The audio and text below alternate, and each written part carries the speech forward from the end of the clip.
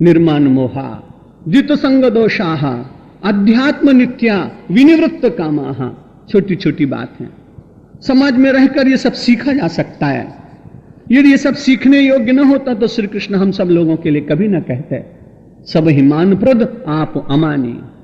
जहां तक बने पहले दूसरों को मान दीजिए, ऐसा मत करिए कि आपकी ही चलनी चाहिए। आपको याद है ना, कल तो मैंने पुरुषों की बात बता दी थी, आज एक माता की बात बताता हूं। एक माता बड़ी अच्छी थी, एक महात्मा उनके यहां आ गए भिक्षा मांगने। जब भिक्षा मांगने आए तो कोई नवविवाहिता नववधू उनके घर में आई थी। उसने कहा महाराज बहुत जल्दी भिक्षा मांगने आ गए, अभी तो हमारे यहां 2 घंटे की देर है।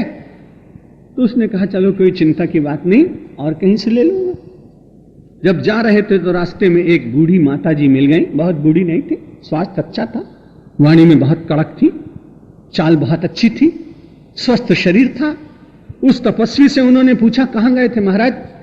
बोला भिक्षा मांगने के निकला हूं, तो मिली नहीं भिक्षा, कहां कहां गए थे? तो उन्होंने बताया कि एक ऐसा मकान था, उसके सामने एक वृक्ष था, ऐसा दरवाजा था। मन में सोच लिया उस माँ ने कि वो तो मेरा ही घर था। तो बोला कि आपको भिक्षा नहीं मिली? कहा नहीं, वहां एक छोटी आयु की एक बहन निकली और उन्होंने कहा महाराज अभी तो बहुत देर है, आप बड़ी जल्दी आ गए। बोले चलिए मेरा घर है।